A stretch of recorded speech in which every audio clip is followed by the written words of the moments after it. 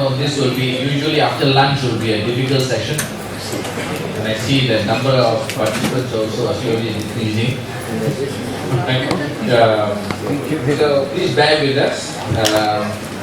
The session today is on bioethics education and methods. We have two presenters. We have Duujian Tsai, DJ, a good friend, and also another presenter, what's the name? Muhammad Kamrul Hasan, Professor. So, without wasting any more time, can I invite DJ? Sure. Right. We will have about 15-20 minutes. I think the moderator will keep time. Okay, great. Right. Thank you. Thank you, Ravi. Thank you, the committee to include me in this section. So, and also this year, I would like to share with you my new job. It's a beginning to run a company because I got a new innovation from the university and the hospital, then supported by our Ministry of Health, Science and Technology. So now we establish a company and try to put narrative acid and bioacid into practice. So please give me feedback. So how we get such kind of idea? Okay, sorry. So, and here we would like to share with you how we think narrative matter and why. Because we think that even in the time of chaos, we always keep, if we can keep our mind open and nurture our sensitivity during the upheaval time. It's really important that we can find a solution for the future. So this is a moment that many of humanity birth in 1960s. You can see creatures in the upheaval world. And also, I think that medicine, since the declaration of Amata, which is highlight the importance of community engagement for people over world. And we can see that in the end stage of Cold War time period, we still engage in medicine to facilitate peace, love, and definitely it's a way that we want to educate people to put down your gun and try to support each other. So we think that this kind of move touch professional and people in Taiwan for a long time. So in past decade, definitely supported by lots of friends in Asian Bioethics Association, especially Professor Maser. So we begin to run mental health and bioethics workshop annually for Southeast Asian countries. So in this paper I will argue that the importance of narrative ethics in shaping contemporary bioethics for just society, and the most recent breakthrough in genomic medicine, information technology, and the international conflict will be taken into account, and the various partnerships in Asian context will be examined to verify the information arguments. So we think that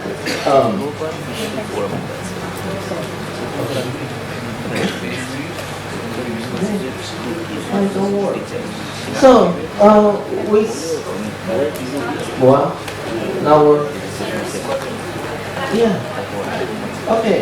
So we think that based upon the lecture that we learned from Professor from Dara and from Ravi, we think that the feeling to sense the world with love is really important for you to understand and put bioethics in practice.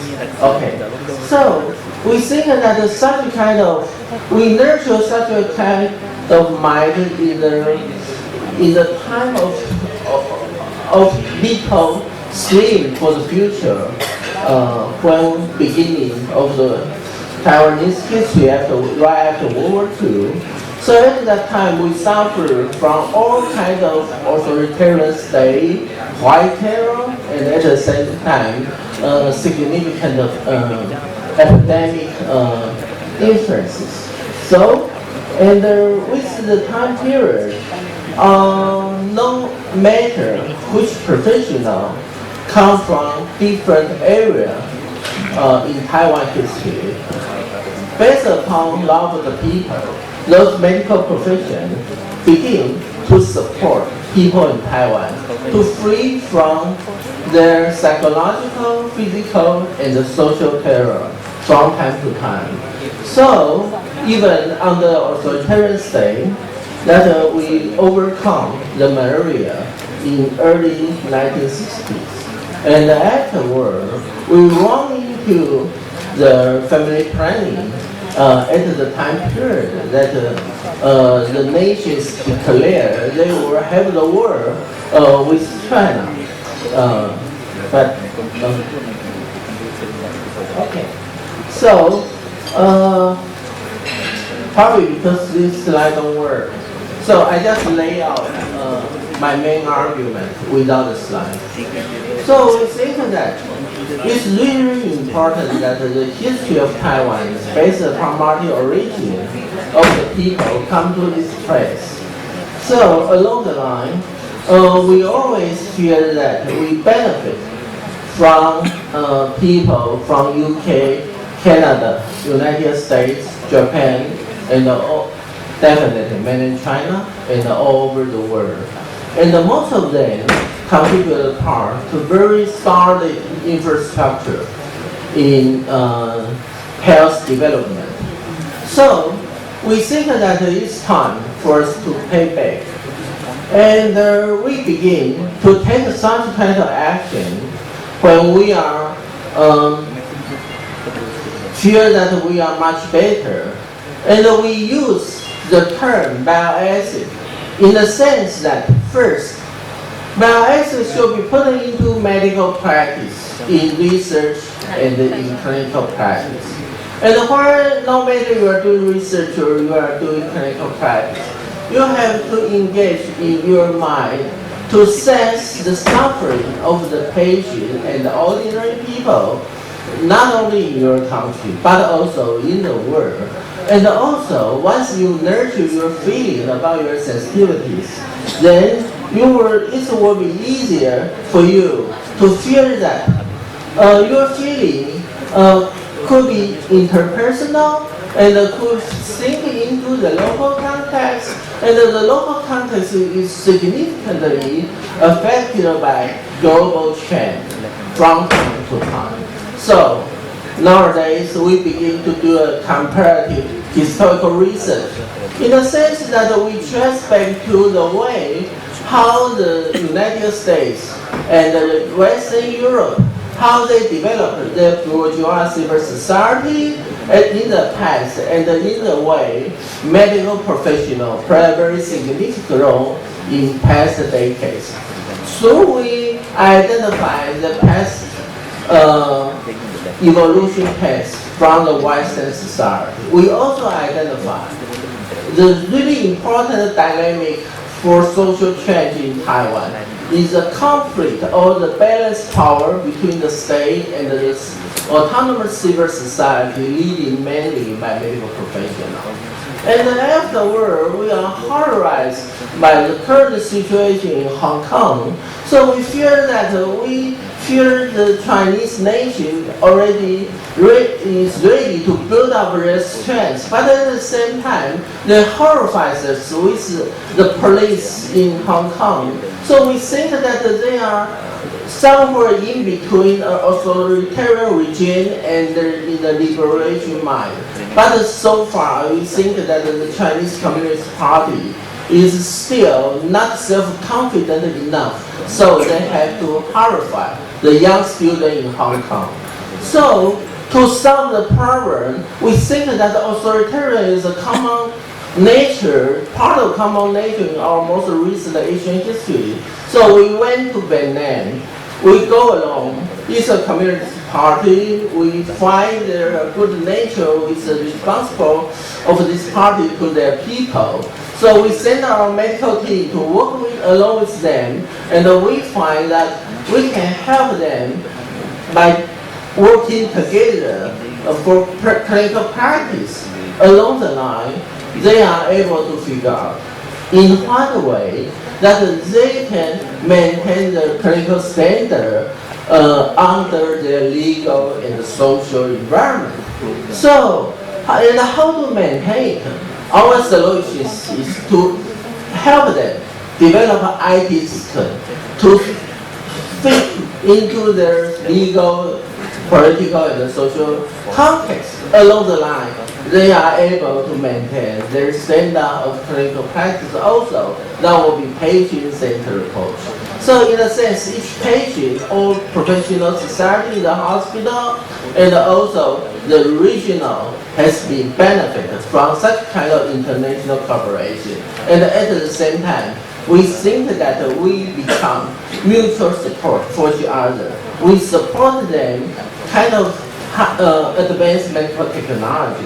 But at the same time, we learn a lot from the more important things, which is the cultural understanding and our nurture our cultural competence along the line. So afterward, we go to Indonesia and we find that they go through a very similar modernization path. And they are on balance between the independence of Independence Declaration of the United States is one of their dimensions for liberation, and the second part they are thinking about socialism. So the communist manifesto is really important. Another part that they keep in mind in their modernization phase. So what is recent is their national assets, the belief in God, will be the essential part make the Indonesia different. So along the line, we try to situate their medical professionals' heart to think that this is, according to Professor Sonato, this is a new sense of professionalism to fit into the local culture. So along the line, we help them to go into the depths of how their medical practice. And nowadays, we try to let them be open to all kinds of cultural practice. So in Indonesia, we not only have the establishment of the first national teaching hospital in Sarjito Hospital, but the more important part is that we will go further to help the public hospital in Batam to establish the regional planning as a national model to see how hospital contribute to the neighborhood community as well. And our IT system will be extended from the precision medicine that we can long-term follow the patient with the hospital, then extend it to the outside neighborhood community, even the whole city. To the whole city, we think that the part of our cooperation with Thailand is really important because that we establish most comprehensive cooperation between Taiwan and Thailand. And we have the medical and the technology, medical humanity and the technology developing cooperation center in Thailand, in Bangkok. So this is a precision medicine that we implemented in China and also Indonesia. And afterward, we go to Thailand to see the most comprehensive community work. And this is our hospital in Batam. And then we share the similar experience and established the first national medical humanity research center in China. And also we let Chinese know the hospital could be more responsible to the whole region. And the social community intertwined with the medical context, and we find a balance between community and the institution. And let the institution provide autonomy to the community. That's the way we lead students to the community and help engage in the autonomous tribe. Along the line, the tribe will become a living lab for technological innovation, and this part becomes very important part that we collaborate with Thailand and with the Collaboration Center and the National Building Institute with the supply chain. Thailand is the first country that we collaborate to develop a long-term patient follow-up network, even for the neighborhood in the community. This is to begin with the ADHD format, and later on will be the whole community development. And afterward, this becomes a model of the clinical-based research, and to help a patient support each other. So we now have a shared action model that the patient get their agency to share knowledge with physician, and we sign contract that we will develop a first model community in Thailand. So we think that the clinical ethics and the social ethics is really, really important. So we learn it because we have mutual experience in Vietnam, and we develop the business model together in the context. So we feel that medicine is a gift for everybody to have an opportunity in the medical field, not just limited to the medical professional. So along the line, we begin to build the system development in Cambodia. So we begin with the pharmacy, clinical, and then later on to medical center. This all situated into the community. So we think that the medical profession will be the important part for nurture civil society, but we are not new. In 1960, in the 1950s, Bangalore, they already have the idea. So we think that it's really, really important that you have a new knowledge production paradigm, and this paradigm will engage all kinds of people's empowerment through various kinds of community, and we can go into the science part to prevent the pollution, and we can have a green campus, we can have ecotourism, and we can develop a sustainable environmental building for ecological purpose. So more important parts, we will let China know that the community is so important. So people is most important that they can use various kind of information technology through health, and the media through culture, and later through large-scale environmental change, that we can empower patients, and even patient family can earn their life opportunity, even earn money with their economy in such kind of framework. So this is the purpose why we established a company along by success. And along the line, we think that a feeling to human suffering, to individual scale, to the institutional regional scale, or to the large scale social change is also really important for our biological engagement. Thank you for your listening. Thank you. Thank you, Professor Duujian Tsai, for your in-depth presentation.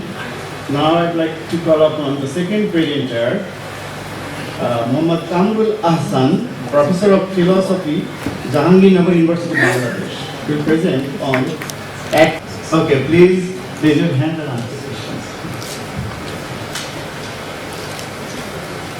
I wanted to ask some questions about Professor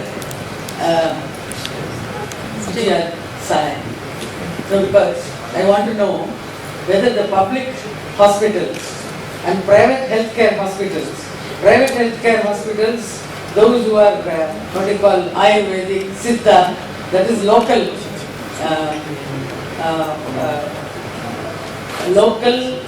doctors, and they are giving local medicines. They are doing both private healthcare, as private healthcare they are doing so much. But public healthcare means people who are working in companies, they are working in somewhere, they have to pay money. And only if they pay money, only if they get the money, they will give treatment to the people. Otherwise, they will not give treatment. I think it is the same thing in most of the countries. Even in America, I think there we made a speech that private healthcare is more popular in India, and it will be there in America also. Public healthcare will be definitely different. So I would like to know what you want to say.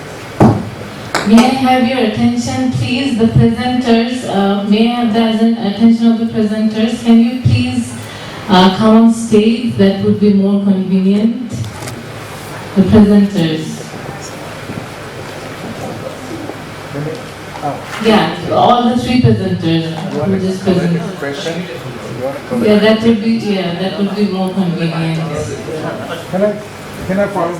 Okay, I Vincent from Taiwan, and I have a question to DJ Tsai.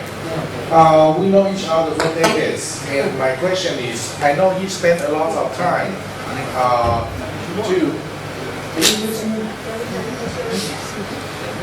he spent a lot of time for collaborative study project among the Southeast Asian country.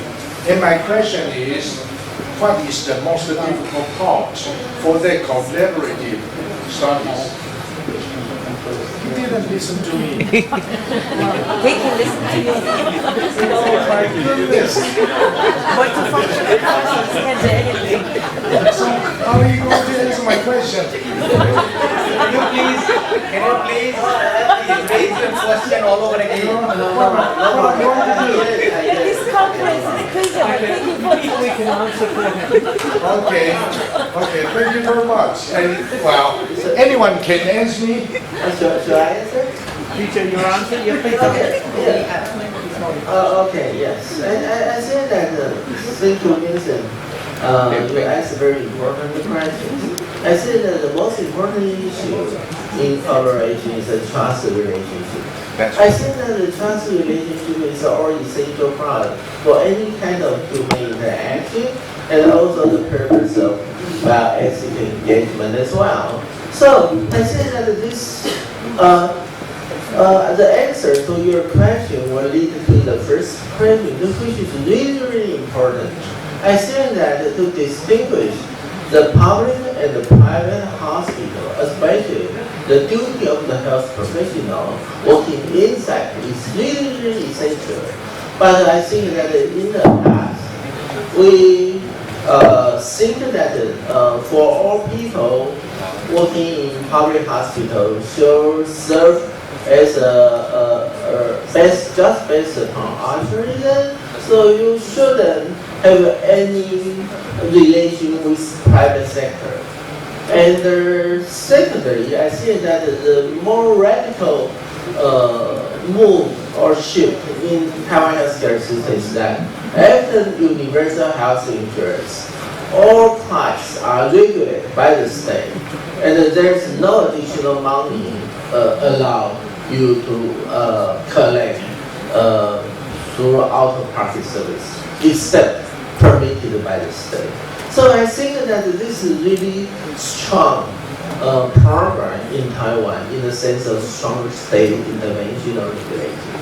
But I think that while I learned that the people in mainland, they're in public hospital, they can offer out-of-pocket service as well. They are private high-end center affiliated with a public hospital. And also I learned from my friend in China.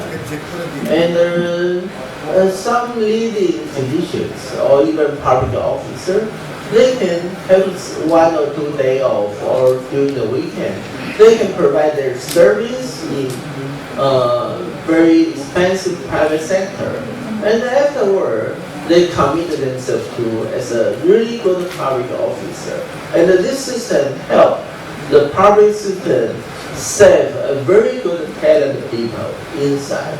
But in Taiwan, I think that even superintendent quit from the public hospital. So I think this is really a contrast So what I'm thinking is that the distinction between public and private is not really essential. The most essential part is there any possibility we could nurture the trust of our healthcare system to the people and let people believe this system and the medical profession are for the people, of the people, and by the people. I think the distinction between private and public should not be too strict, in the sense that if we have trust, we would like to support our medical professionals in certain way. So that will be far more important in the bioethics. Any additional comments?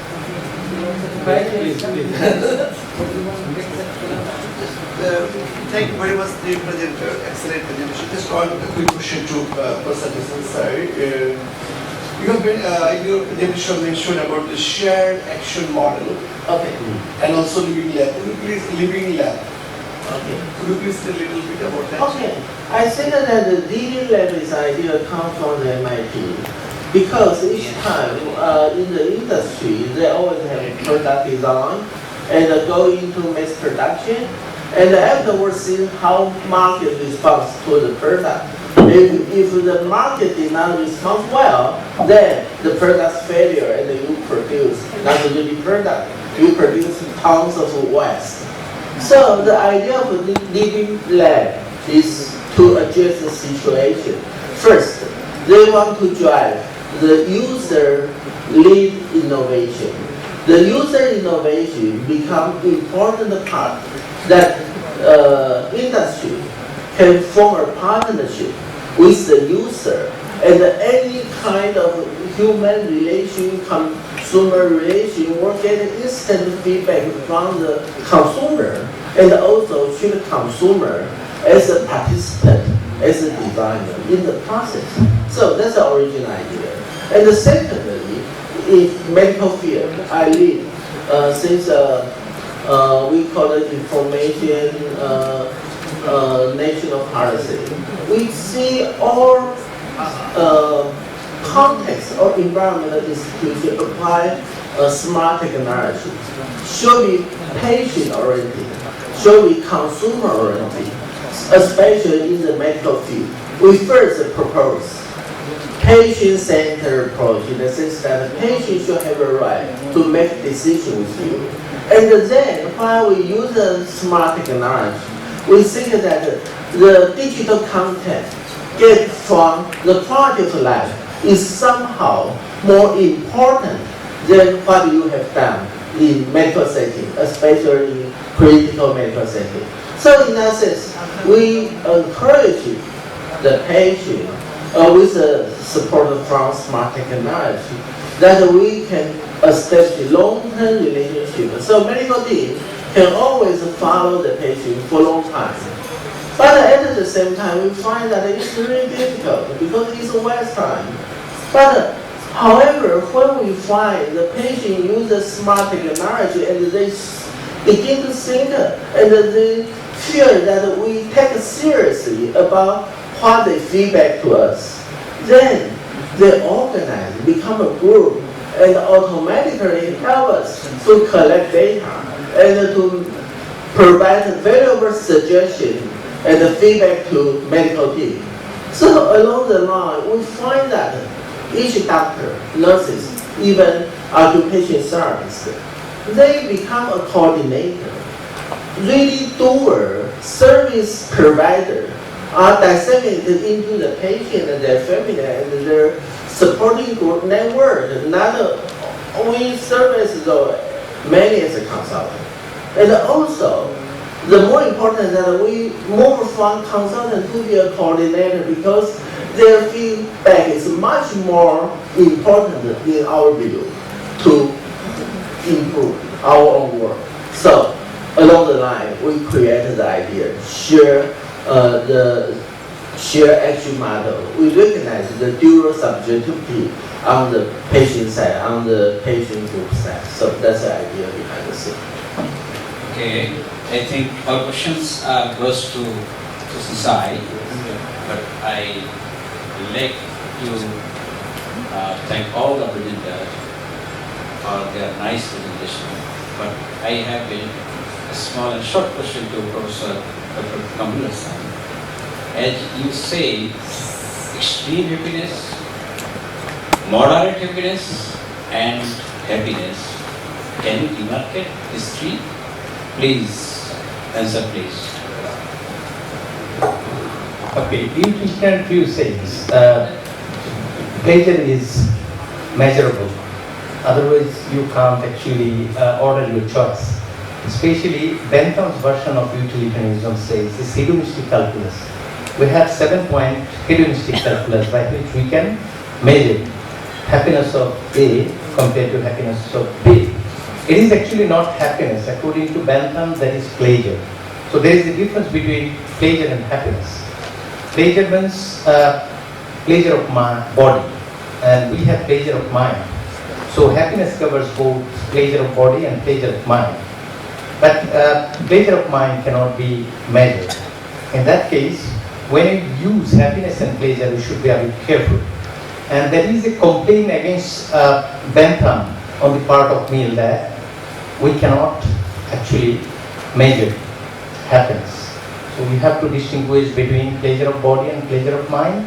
So, well, very traditional utilitarians, they think it is measurable and cardinal ordering is possible. But those who think pleasure is actually also, it has a qualitative part, which is pleasure of mind, that is not actually measurable. In that case, we can order our choice. I can prefer more mango than banana. So it's not cardinal ordering of choice. It is ordinal order of choice.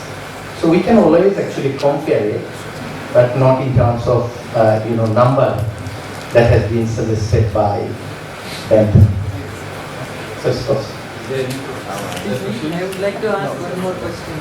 I think that there should not be given any option of taking question now, because we are Running behind time. running behind very shortage of time. So I like to request the chairpersons to conclude the session in a very few minutes, on a short time. All right, thank you. I would like to thank all the presenters for a very lively session. Although, as I mentioned earlier, before the session begins, it will be a very daunting task to give 100% concentration after lunch. So I have nothing else to add. My colleague here have done the review of the three presenters. With that, I would like to conclude the session and thank you all the presenters. Now I would like to request the volunteers to present the mementos to the honorable chairs of the session.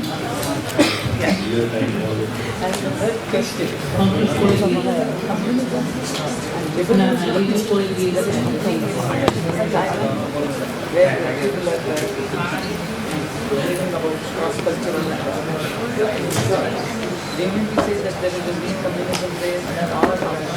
There is also liberalism there, that there is a narrative curriculum.